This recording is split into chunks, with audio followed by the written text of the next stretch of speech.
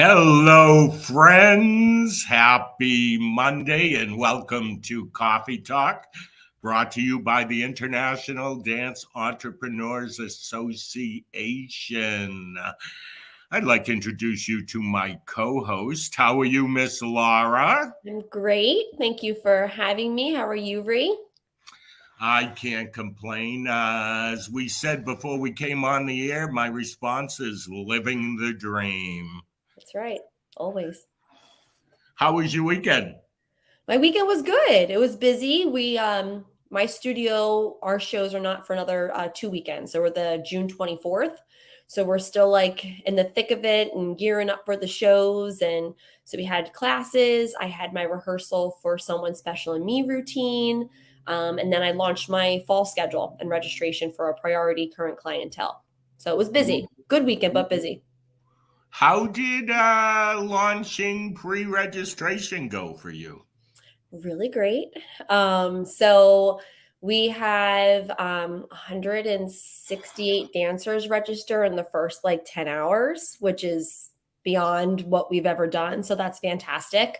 What I do at Libra is I call it priority registration, and the system only allows current dancers who are enrolled to register for the next season. That way they kind of have first dibs on making their schedule what they want it to be, which is great because some of our classes are already 50% full. We added a couple new classes like Tiny Tot Hip Hop, Tiny Tumblers, a couple new things for like 4 to 5, and they're already filling up a lot. So I'm happy that my current people get to, get into those classes first, especially since they've been with me for the whole season. Are you anticipating that you'll go above where you were this last season this Yeah. year? Or is that something you want to do? Is that a goal? Yes, that's a goal. For sure, a goal. I've been trending like 10 to 15% growth. So I would like to continue that and maybe push a little bit beyond that.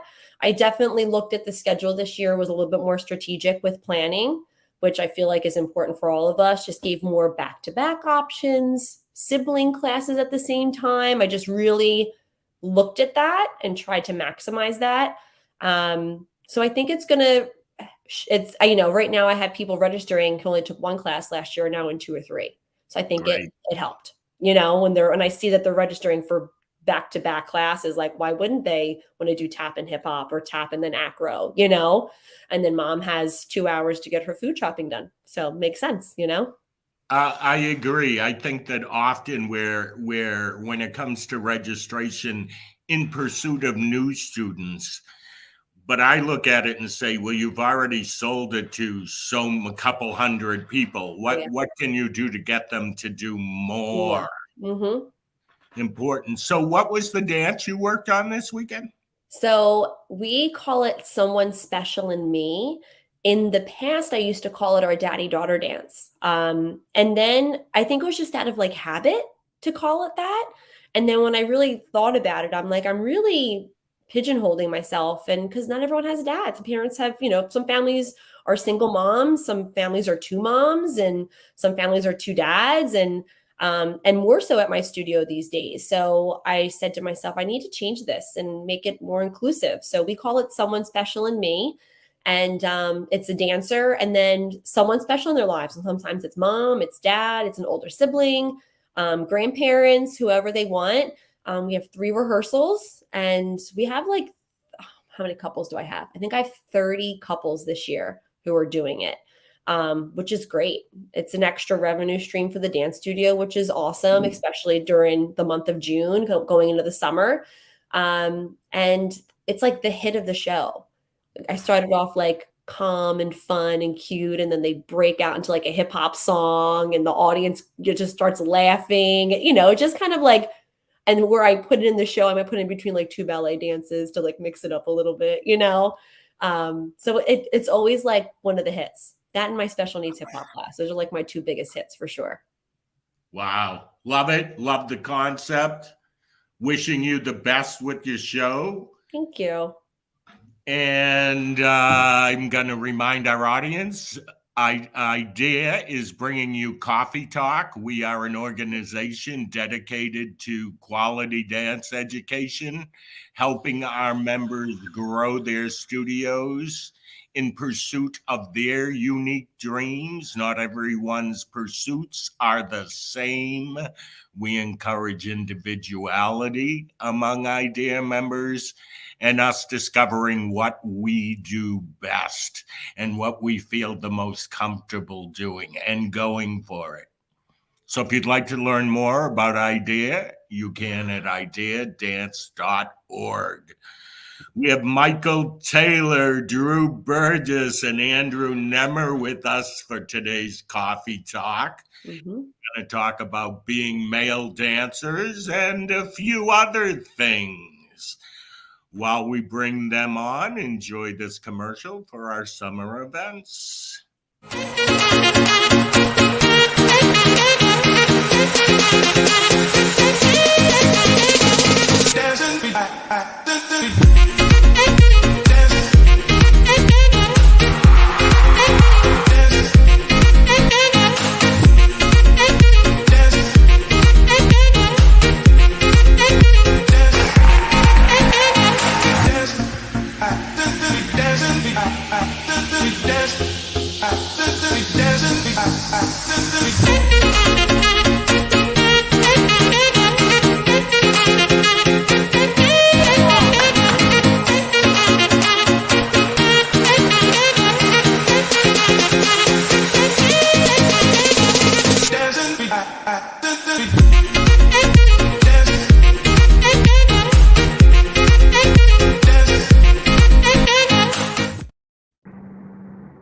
There it is. How cool is that?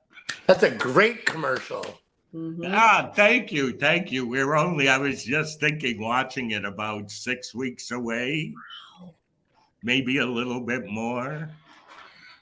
It's going to be exciting. Welcome, you guys. Drew Burgess, Michael Taylor, Andrew Nemr, all respected masters in our industry. Appreciate you being with us, guys. Thank you. Thank you for having us. Yes. Yeah, thanks for having us. I would like to start off by asking, what made you walk into the dance studio for the first time, Drew? So I actually started in a tumbling class. I focused mostly on acrobatics and gymnastics. My goal was to be an Olympian. So I was very much inspired by like the 1996 Olympics. That was my goal and my trajectory. I had a private gym coach that we were driving an hour and a half away to take private lessons from. And my goal truly was to be an Olympic level athlete, a gymnast. And my gym coach actually moved further away. He moved like 3 hours away instead of an hour and a half away. And my mom was like, how about that dance studio? How about you just get in there and do everything on the left side instead? So that's kind of how dance fell into my lap. So, of course, stuck with the tumbling class and the acrobatics class.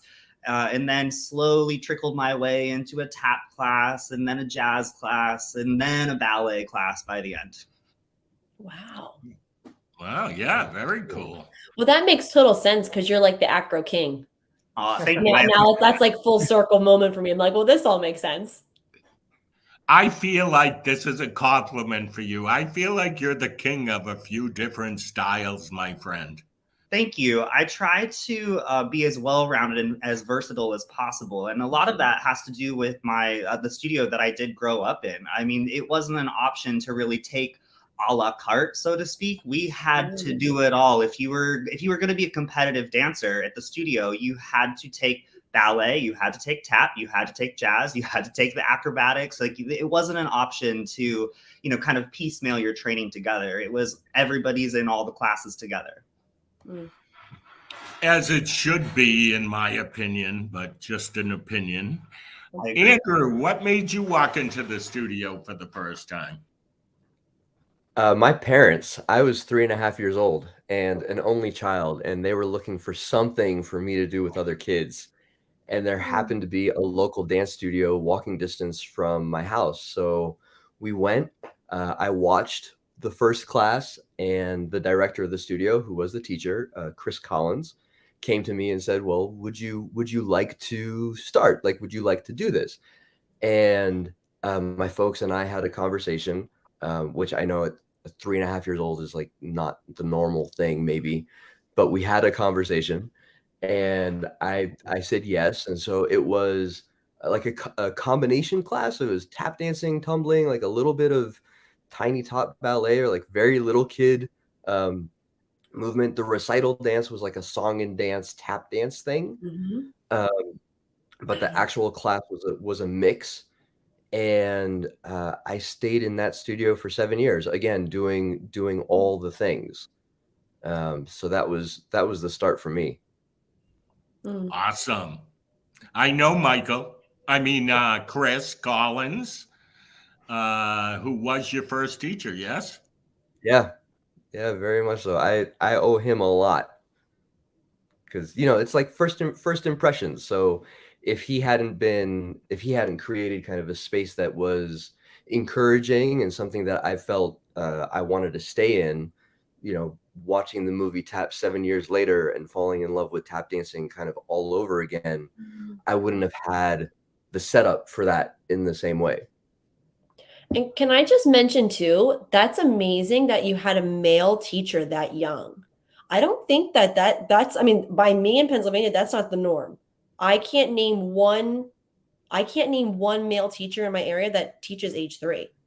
It's mostly older. Wow. So the fact that you started off with a male dance instructor, like that's your role model. That's awesome. I feel like at least around me, it's very female dominant for sure. For like the tiny tots, the 5 and under groups.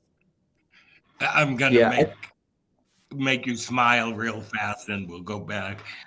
I wanted to teach preschool, but I'd go in and say, "How's everybody doing?" And 3 of them would start crying. I was just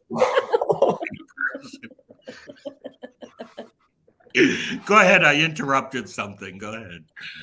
No, not at all. I was just gonna say I think it had an impact on me, actually.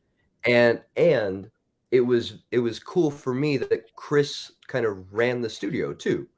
So it was his studio. He had his parents helping, like his dad ran the shoe store, so he's the one who fitted me with my first tap shoes, and his mom was behind the desk in the main office. But my class, my teacher was the cat whose name was on the front door. And I think that was also really special for me as a little one coming in and saying, no, like I know the guy. I know the cat who's running the place. That's right. Who runs the show. You also prove a point of how I always say to studio owners, if your name is on the door and you teach their kid, that gets them really excited.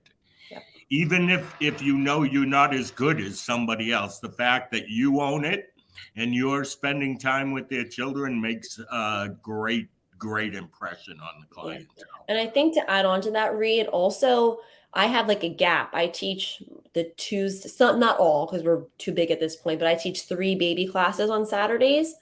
And I like that I see everyone coming in the door on Saturday morning. I say hello to everyone, whether you're in my class or not in my class, I try to learn everybody's name. And then I feel like the parents feel more comfortable when they're 7 and 8. If there's some sort of issue or they're unsure of what class they should take, they feel like they have a relationship with me, and they do. So there's not like, oh, it's uncomfortable, let me just go down the street. No, I know Laura. Like, you know what I mean? Like, you want that as a studio owner to have that level of comfort. And I think that's one thing that really pushes me to not give up my Saturdays. I'm like, I like that they know me, that they have that relationship with me. I feel like that's important. Like you're saying, it builds the culture of your dance studio for sure. So I'm going to you, Michael. Want to know why you walked into the dance class for the first time. But before we do that, I would like to ask our viewers to write in the comments where you're from. Let us know if you have any questions. We'll share your comments on the screen. Michael, first dance class. Why did you do it, buddy?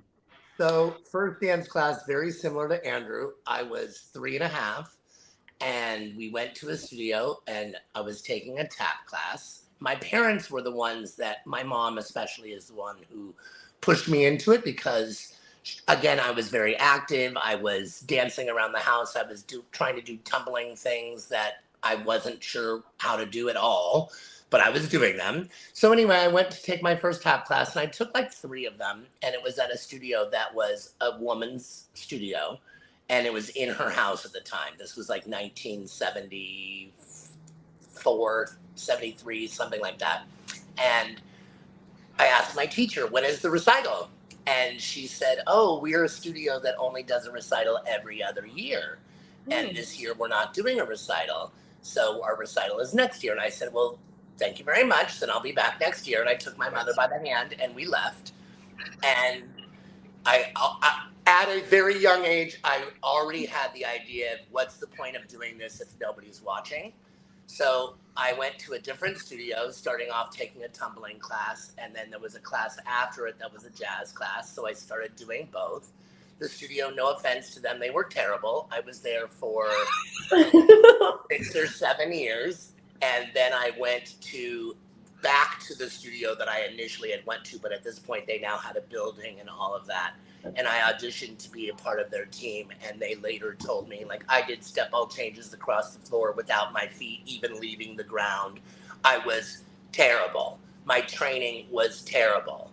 But I loved it and didn't know any better. And so then I switched to a studio that was good and became good. But it all started at 3.5 with me wanting to get on stage and there not being a stage. So let's go. Wow.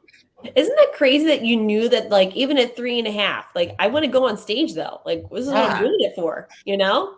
Yeah. And you weren't even good and you wanted to go on stage. I was the worst. And I was the kid that was being tormented at school. You know, of course, I'm sure we're going to get into that.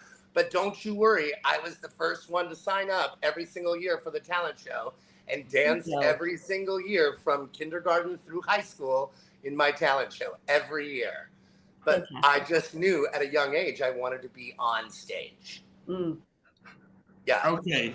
I'm going to go there with you. I'll let you start on this, Michael. Okay. What did growing up as a male dancer, what was that like with the friends or the kids in school and normal society for you? Well, deep side first, I feel like dance was everything for me because I didn't really like school. I was tormented and teased by all the boys. Meanwhile, every girl was in love with me. And it was the stereotypical, what you would think of, teased, tormented, called gay before I even knew what it was, called all the names. And I don't know, my skin kind of became very Teflon about it. Like, I didn't really feel like, I feel like I tried to own it as much as I could, just the fact that I was different. But dance really did everything for me. I say to my students all the time, you get to come and start your day over again. You get to come here after a day. I'll make a joke with my kids, like, you know, you might have gotten in a fight with your cat, or you got a bad grade on a test, or you whatever it is. Like, now we get to come, now we get to start the day over because we're doing what we love to do. And I feel like for me as a kid, that was sort of instilled in me. That was my safe place. That was the place where I had true friends. That's the place where I got to be myself. Not only physically expressing myself through dance, but also feel like I was accepted where I was. And as school progressed, it got better-ish-esque. But especially like once high school like started going into high school, there were just more people around. So people cared a little bit less about what it was. But by that point, I had gotten through school by being very socially active. I was class president or, you know, ASB something, like it's in a position at school. And that's how I survived all of that, was by becoming socially active, even though I didn't love school. So, but as it got better, it got better. But, you know, nowadays, I mean, we can talk about this too. I'm sure you're going to. Nowadays, it's not a thing. People kind of don't care. And boys are allowed to dance without judgment, I think way more so than it was when we were younger. You and I are not the same age by any stretch, but we grew up in that same time. But, you know, both Drew and Andrew, I'm curious about your guys' situation as well, because for me, dance was everything. It's why I think I love it as much as I do, and did it from such a young age, because it was a salvation for me. It was my safe place. I'm going to reiterate the safe place part. It was the same for me. I grew up a little earlier than you. The way you just said it, Michael, it made me like, by any stretch of the means or whatever, when you said we're not the same age, made me feel really old. But there's only a few people watching this who saw that. But wait. For this male dancer, the studio was the safe place. And yes, I do think it's changed, but I want to finish this before we go there. Drew, what were some of the struggles for you? Or did you have any? Oh, I had plenty of them. But I actually kind of got the best of both worlds. First, I was living in Ohio until about ninth grade. So I was in a very small town in a rural part of Ohio, the world's largest Amish community, where wrestling and football was the only thing that boys were really expected and allowed to do. But I did not want to be a wrestler or a football player. I was at the dance studio all the time. And then, I would happen to win a contest or a competition. And then my picture would be plastered on the front page of the paper. And then everybody always had questions about it and, would mock or tease or make fun of me and all that stuff. So eventually, though, I ended up with a spot on Live with Regis during Amazing Kids Week. So I kind of got to hand it to all those kids who were making fun of me. Like, I called them idiots on live TV. And so that kind of like stopped and paused things for a little bit. And then when I moved to California, after winning a contest through DMA, a manager found me and asked my mom and I to move out to Los Angeles for a bit to just try it out. And I had a completely different experience when I was living in California. I was the coolest kid on campus. I was every man's wingman. They all wanted to date the dance team girls. They all wanted to know who the dance girls were. So I was treated like the cool kid on campus. I could get away with wearing hats to school. And, it was a completely different experience. I was, in Ohio, I was in a class of 400 kids total. And then I moved to California and I was in a class of 4,000 kids just within my grade. So it was a major culture shock and a major shift. So it was pretty special, actually. Like, my experience is not necessarily the same as everybody else's, but I definitely had a lot of torment and teasing and was shoved into lockers and all of that awful stuff that you hear stories about. That happened to me too. I was, there were kids who threw donuts at me. Like, it was just weird back then. But then, moving to California, it was the complete opposite. I was shell shocked for at least 3 months, where I was like, I can't believe these guys think I'm cool. But sure enough, they did. That's awesome. You are cool. These guys on this call think you're cool. Yes. Ditto. Andrew, tell us a little bit about yourself and your experience. It's interesting hearing from Michael and Drew and trying to think back of what the response was from other kids. I think for me, I lived a dual life. So in school, I was studious, kind of just in the books, trying to do the work. And then after school, I'd be in the dance studio or, later with mentors and friends, just tap dancing. And so nobody knew that I was a dancer until the talent show. Wow. And nobody knew that I existed in the school until the talent show. And so I would have this kind of arc every school year where nobody knows my name and I kind of don't exist and I'm a little just, invisible. And then I do Popeye the Sailor Man in elementary school and have fake weights that I'm lifting up. And then everybody's like, oh, you're the kid that does that thing that nobody else does. So, okay, so this is interesting.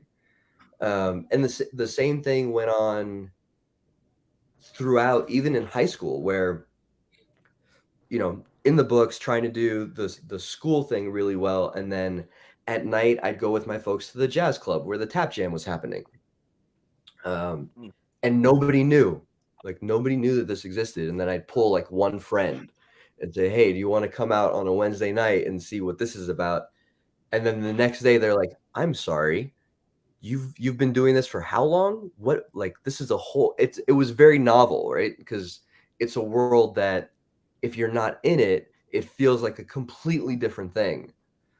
So I kind of felt like it was my way to connect with kids. My parents are from Beirut, Lebanon, so they didn't know anything about like the entertainment industry, and my safe place was my home, and every place else was like a different world and a different experience that I felt I had to navigate. And so dancing was kind of this novel thing that I became the navigator for everybody else. And there was bullying, and there was, I guess, maybe to a normal degree. I hate to say it that way, but like I don't know if in my life it was because I was a dancer more than dancing was the place that helped me deal with that.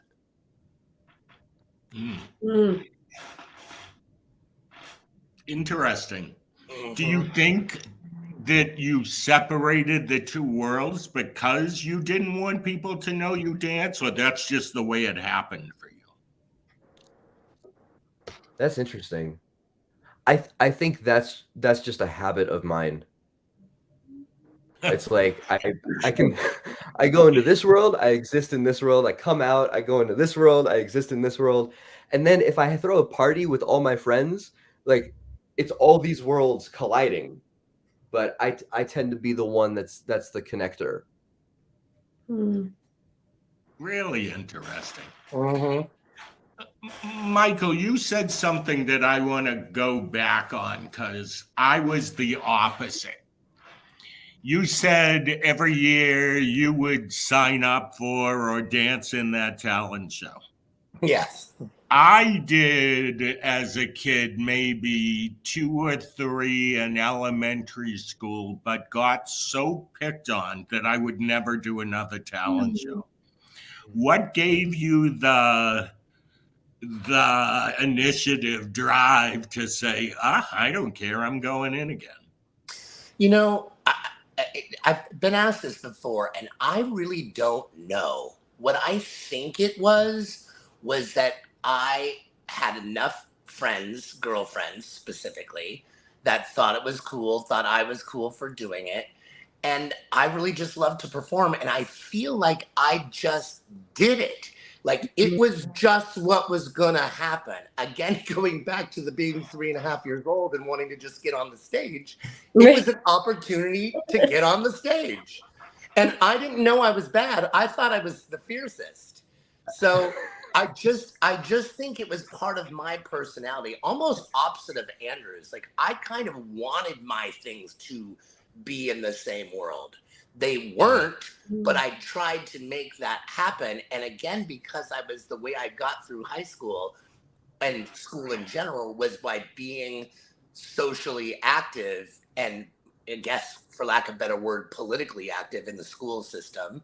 Like, it was like just what I did. It was like just part of what I did. And if I'm going to be teased, at least I'm doing what I want to do. I'm going to be teased anyway. So, I mean, but like, it's like even down to my high school yearbook says Mike Taylor in it, because I thought Michael sounded too, it was like another reason why somebody's going to tease me, because I had this extra long name that sounded, gayer, if you will, whatever. So everybody just called me Mike until I was, 20 years old.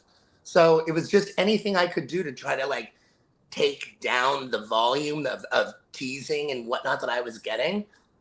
But I just plowed right through it. Like, it was my job. I was like, let's go, let's dance, let's get on the stage. I don't care. And I always got the most applause. People thought it was, that I was great, even when I was terrible. And, I ultimately, it started to gain me more and more respect with the boys that I was going to school with too.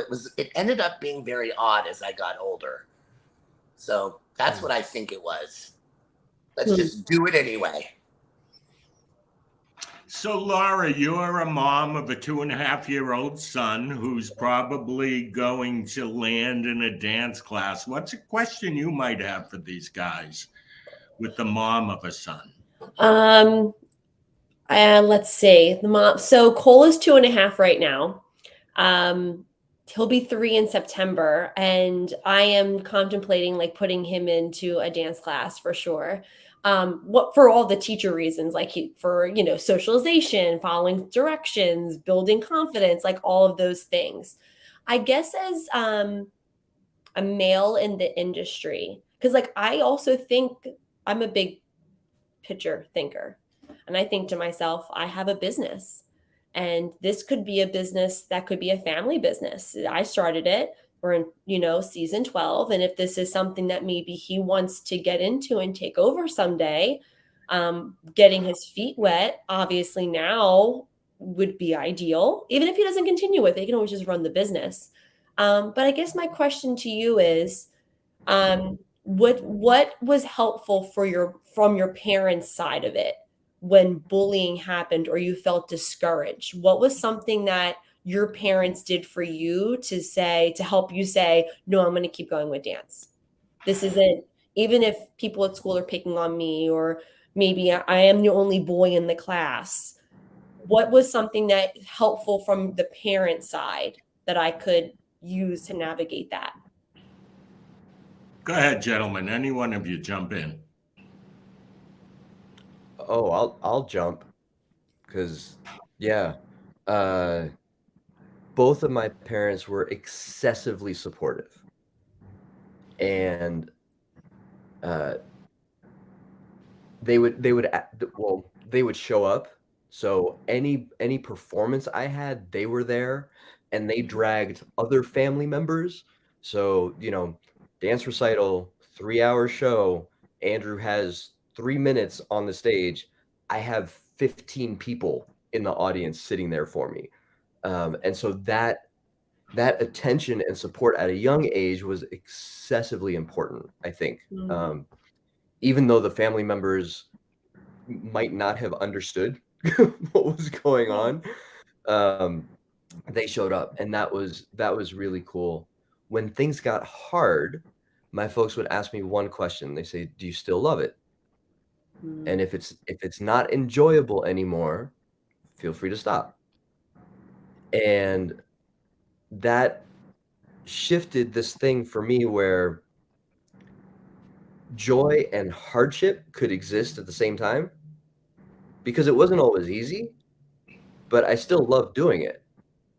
So I started to see that, okay, if I'm willing to take the hard thing, like this particular point in the journey, which it's maybe I can't dance with the people that I want to dance with, or the opportunities that I want to have aren't easily available. There were a couple moments like that where I felt very distant from the community of dancers that I wanted to be involved with. And it was hard. And the question was, well, do you still enjoy the dancing? I was like, yes. Whenever I put my shoes on and I'm able to dance, I love this thing. And so that carried me over and allowed me to kind of have a frame where my relationship to the dancing and my relationship to everything else that happens around dancing was different, just enough. And my folks were not, their love was not conditional around me being a good dancer. Right. And that's another thing. I don't want him to feel, and I think I would feel this way, boy or girl that I've had. I would never want them to feel like they had to dance and be the owner's kid. And that I'm sure that comes with a total different level of pressure that like I don't even think I could put into words. And it might be easier for Cole with him being a boy rather than being a girl, you know what I mean? In that aspect. Because you're not competing against 12 other senior level girl dancers. You're the only man standing in the room sometimes, But at the same time, I love everything that you're saying about being in the audience, because my husband's family is very, very sports oriented. But whenever we're sending them videos, we just went to Sesame Place. He's jamming when those people come out. When those characters come out, his toes are on the ropes. He wants to get on that stage. Like, and I'm like, step back, Cole. And they're sliding to the left and sliding to the right. And I'm looking at other kids and they're just jumping and he's following along with them. Step back, one hop, stomp your feet. And I'm like, it was literally last Wednesday. I thought to myself, I think he might dance. Like, he's following along. He might want to do this. So thank you for like that feedback. And especially with people being in the audience, because I feel like, and I know that my husband's family will be extremely supportive in whatever he does, but this is not their world. Their world is going to soccer games and going to Flyer games as a family. This is just a different world for them. But I know that they would be there and support him wholeheartedly, whatever he does, and cheer him on. But that was great advice. Thank you. I want to bring up something that I don't know if any of you three have experienced this, but this goes for parents of sons who dance. I didn't tell my parents what I was going through at school. Mm-hmm. And I look back at it now, and it was almost like I was embarrassed to tell them what I was going through. So I feel like sometimes those of you that may be listening, you have a son that's in this field and has a passion for it. You may be the one who has to open up the conversation. Yeah. It's not that, like, I would never come home, even if I was beat up that day, and say anything, because I just go to the studio and dance and lose myself in it again, and then get up and do it. So I want to make that point. It's important for the parents, the teachers, to go talk to the guys in your classes and say, how's it going for you? What do your friends think of you dancing? And see if they're having things that they're dealing with that we as adults can't give them some advice on getting through. Ree, would you use Rennie as support though? Do you feel like you guys had that since you both danced? You were we sat together at lunch when nobody else would sit with us. Yes, I would say that was a good question. Yes, it was easier to get through not being totally alone. Yeah. But I, like Michael, I don't want kids to hear me say this. I did not like school. Okay, I did it, went through it. But I think had it been a different experience where who I was, what I loved was accepted in school, it would have been a different experience. But all I ever wanted was to get out of that situation and spend my time with people who were passionate about dance.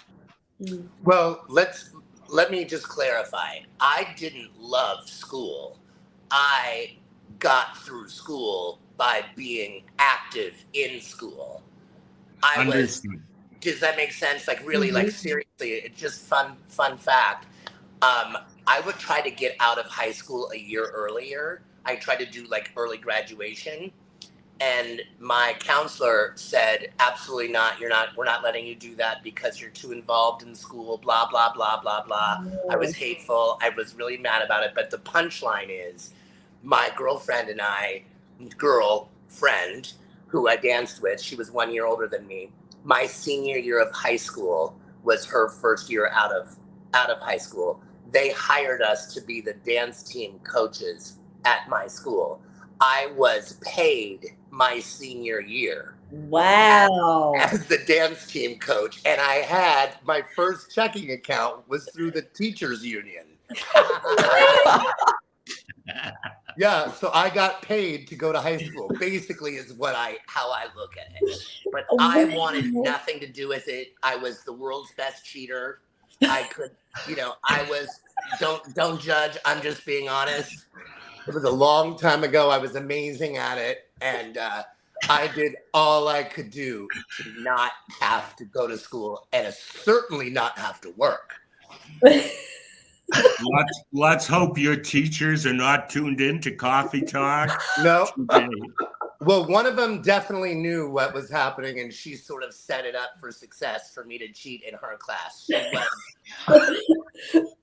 I'm just saying. So you were a favorite, is what you're saying. That is correct.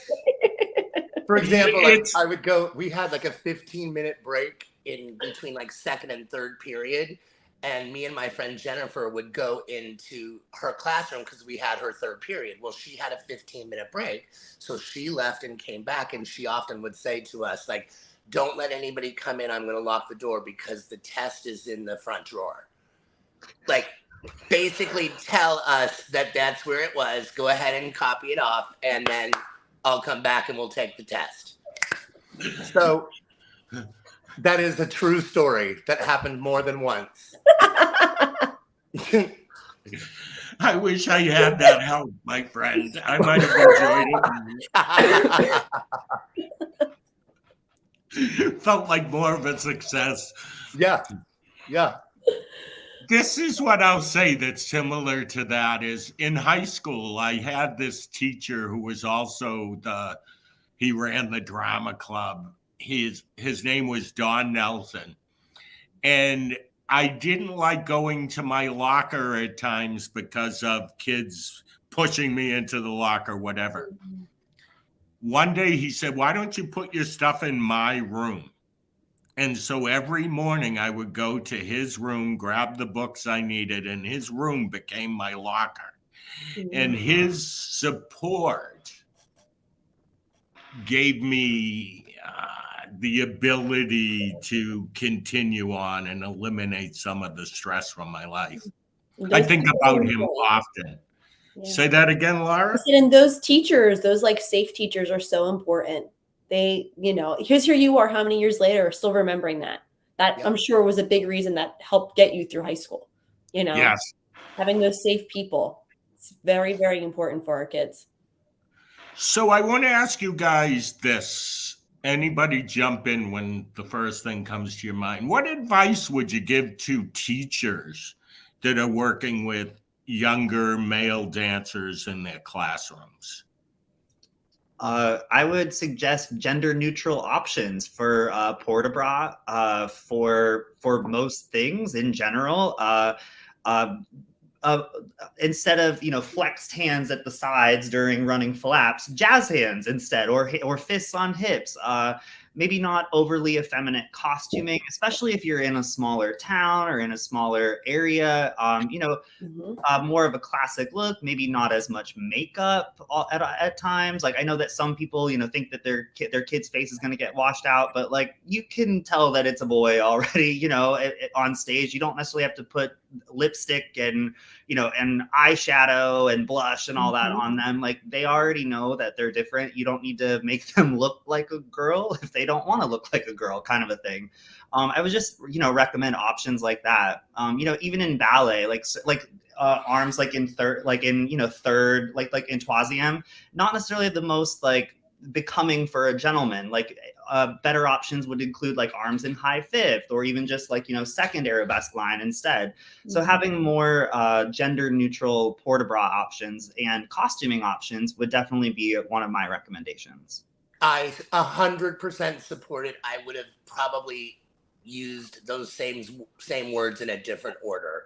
I think that the port de bras is hugely important.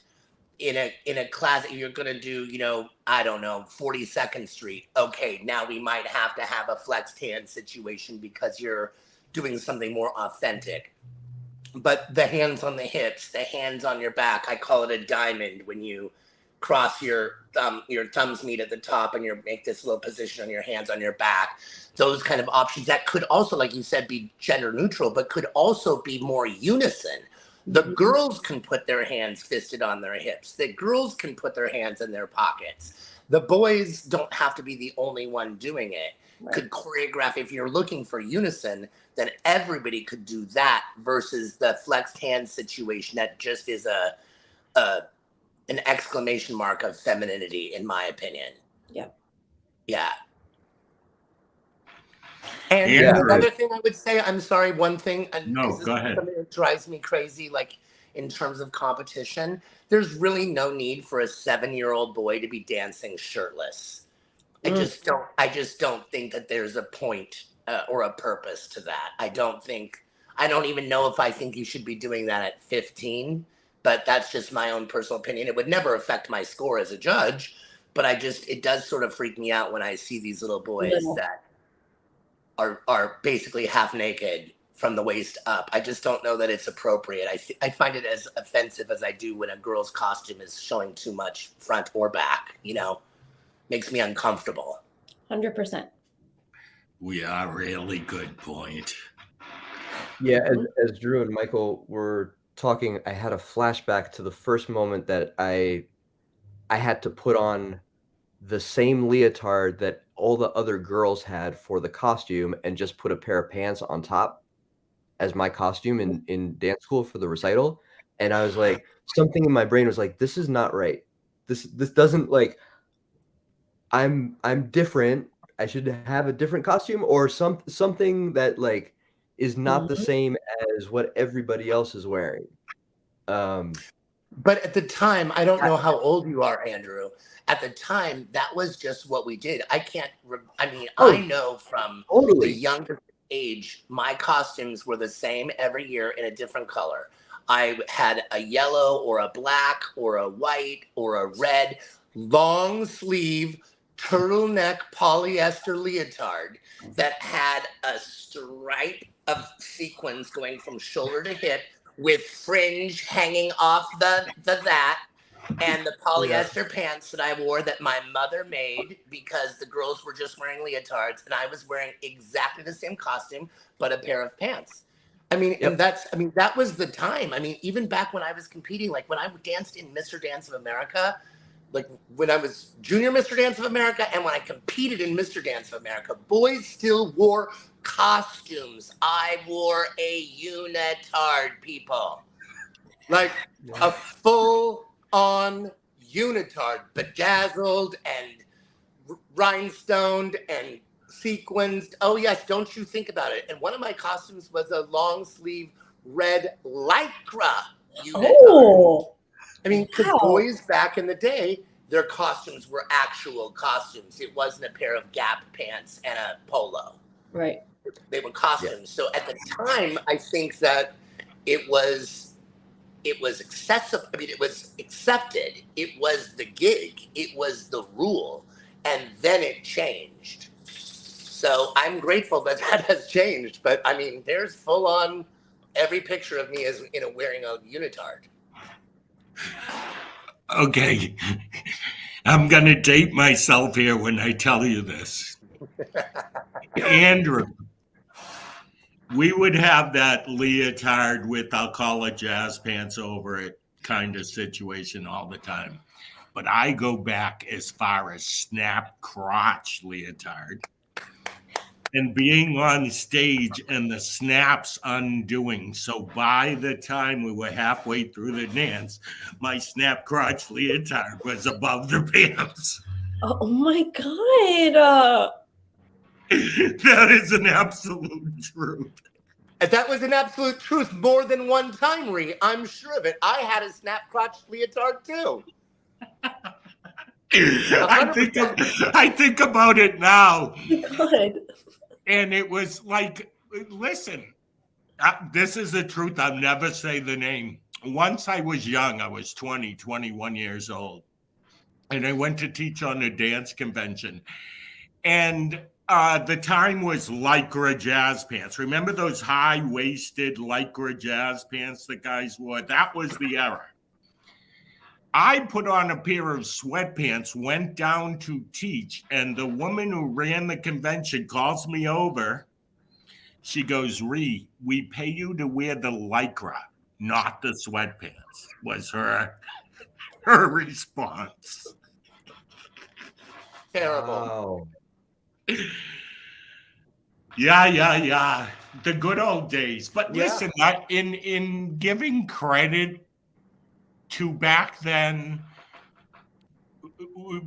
people didn't know how to do this. Yeah. I think we now are in a society that better understands society itself, I think, is more accepting. Would you agree with that? Yes. 100%. And I'll take all those memories because they make me laugh. Character building. Yes. Yes, that's 100% true. Good stories. Yeah. I remember my mother, my brother dancing on stage and his costume split. It was the jumpsuit, the good old jumpsuit that we used to wear. And it split and you could see his underwear underneath. And my mother was on the microphone. She goes, "Good thing your underwear is clean, Rennie."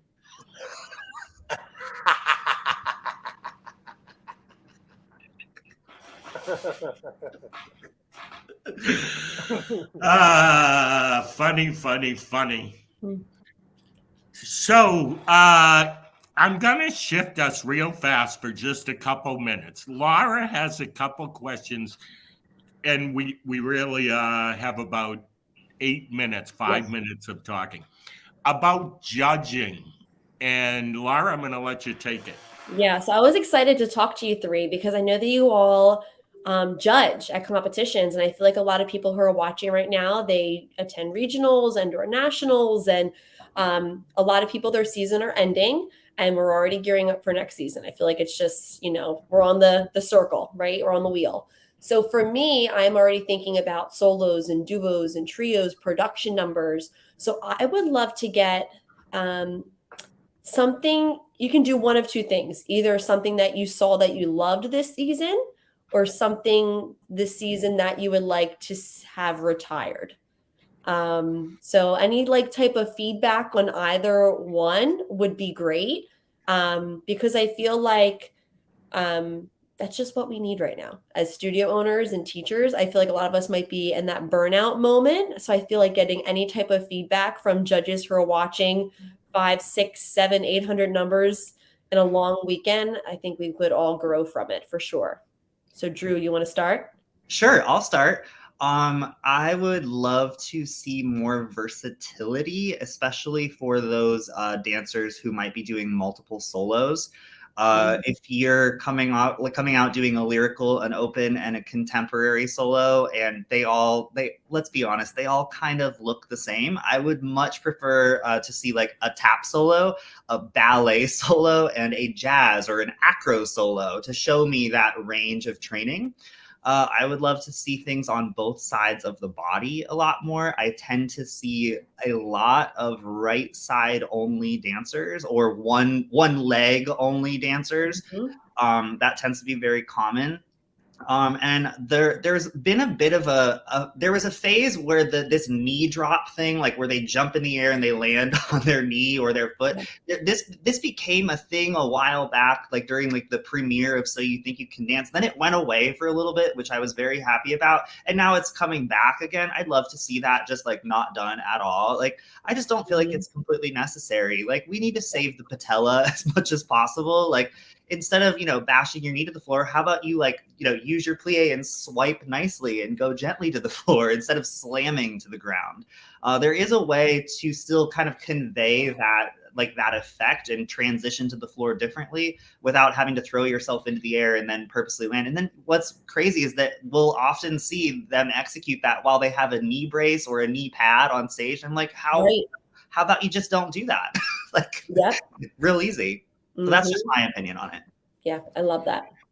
I want to hear the rest, but I'm going to say something so fast that's going to probably, upset some people. If they're not doing one solo awesomely, I'm not sure that we should give them more. That's all I'm going to say. Go ahead, Michael. Well, I agree with that. And that turns into a whole different discussion because I think a lot of those choices are business choices. But I think Drew exclamated perfectly. If you're going to do multiple solos, please don't do 3 contemporary solos in different categories because we are aware of it and we're a little bit angry about it, actually. Feels a little bit like a time waster, and it also seems like it's unnecessary. So I agree with both Rhea and Drew with what you said. I also think that we need to finally let the one turning shoe go. I'm that sorry. I'm sorry. it just needs to be. There's a meme of it of somebody looking like crazy, like, and it's you know, every judge's face when they see one shoe.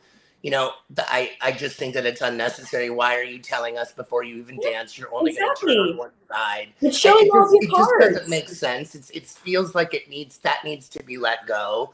Mhm. I also think something that really does drive me crazy is the new desire to stick your tongue out of your mouth on stage. All of a sudden in the middle of a performance, you know, you go like, no. And I was giving special awards at a competition. And I gave an award to a class act, you know, really good jazz number that was done well and suitable and appropriate. And I said, and at the end of it, I said, and thank you all very much for keeping your tongues inside of your mouth. Because guess what? As judges, it freaks us out. The stage is not a place to do that. If you want to stick your tongue out, go to the dentist. They'll put the tongue depressor on and you'll say, ah. The audience laughed. The kids laughed. I knew that not everybody could get away with saying it, but I had to take the moment to say in front of all these people, leave your tongues in your mouth, please. I just think it's a trend that needs to be taken away because I see it as if that kid goes to audition for a job, like a dance job, or to get into a school or whatever, a summer dance program, and in the middle of their jazz combination, they stick their tongues out. The people that are watching them are going to lose their minds. They're going to think something is wrong.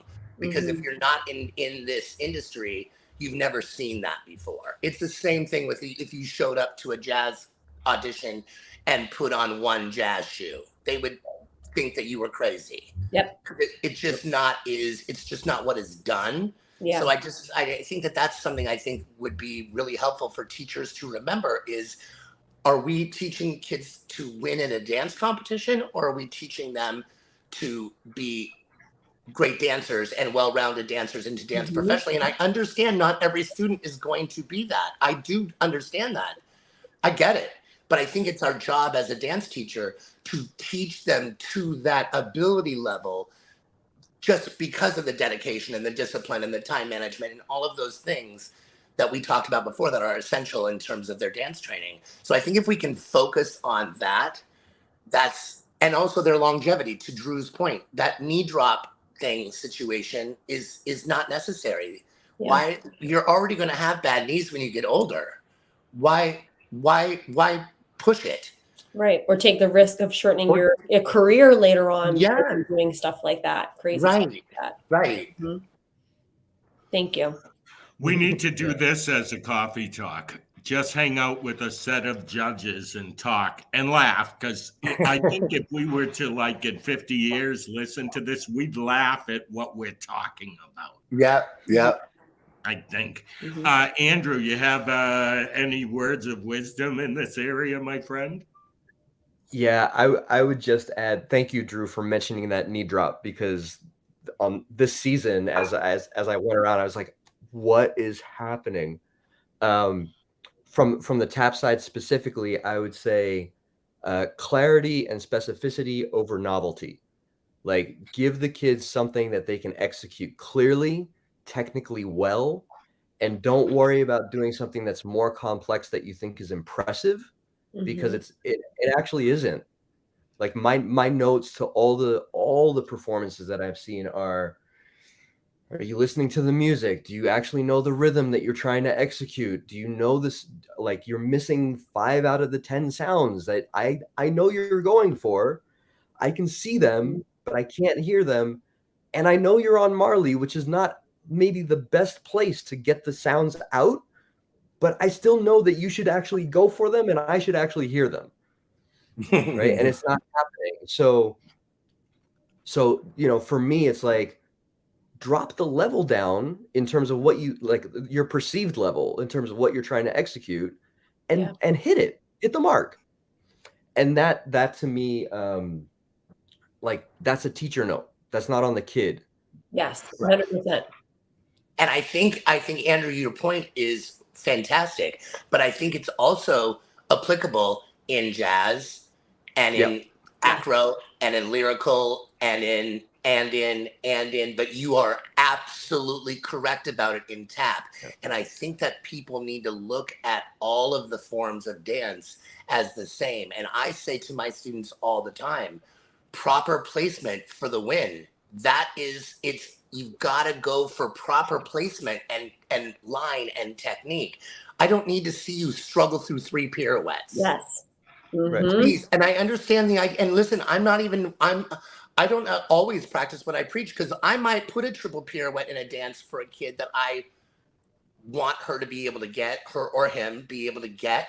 But guess what? If you can't, then I will change it to a double and a 6 new, or you know what I mean? But I don't know that we need to be asking them to do all of this consistently. I know Drew has he used to say to me, he would tell his students, like, if this trick or whatever, they had to be able to execute it 10 times in a row before he would put it in their dance. And I think that is something that is a great teacher tip as well. Yeah, I like that. Consistency. Michael, go ahead. No. Andrew, my mother used to judge. You made me think of this, and she'd say, I think I see air tap going on here. I think there's air tap going on here. Air tap? Air tap meant they weren't making sounds. They were just doing the steps in the air. My teacher called it air tap too. 100%. Yeah. Oh my God. I want to tell you that I didn't expect it, but this was a great chance to reminisce about things. We're over time, but always. That's how we roll. We're always over time. Those of you who watch us on a regular basis, you know that. I want to say how much I appreciate the 3 of you being here. I'm going to invite you all back so we can talk about judging in a couple months. I think let's do that. Yeah, I feel like it's like a huge topic that doesn't get spoken about as much, and I feel like it gets a little crazy on some social media sites, and I would like to get like positive feedback and just have a better line of communication. I feel like that's needed in our industry with the competition world. So I think having another session and coffee talk and just making it about judging, I think that would be great. Agreed. Awesome. Michael, you have a fan out there, Monica, saying hi, hello Monica. To you. I saw hi, Monica, and I also saw Molly. She typed something in it. She was like, I remember your unitards and your green conga pants. And that was exactly true. Lime green, long sleeve lycra leotard and pants with a pink armband. And oh yeah, Molly made me laugh. We have to go, but Michael, I remember going to, I think it was Portland, with American Dance Spectrum at the time, which is now American Dance Awards, and watching you dance in some of those costumes, my friend. I know you did. You absolutely did. I saw you in Lycra a few times, and more than once. Enjoying your journey as a kid. And more than once, you did not see me in anything but Lycra. Me either, my friend. Okay, we have finished this coffee talk. Thank you, Laura. Thank you, gentlemen, for being with us. We'll see you again soon. Have a great day, everybody. Thanks so much. Thank you.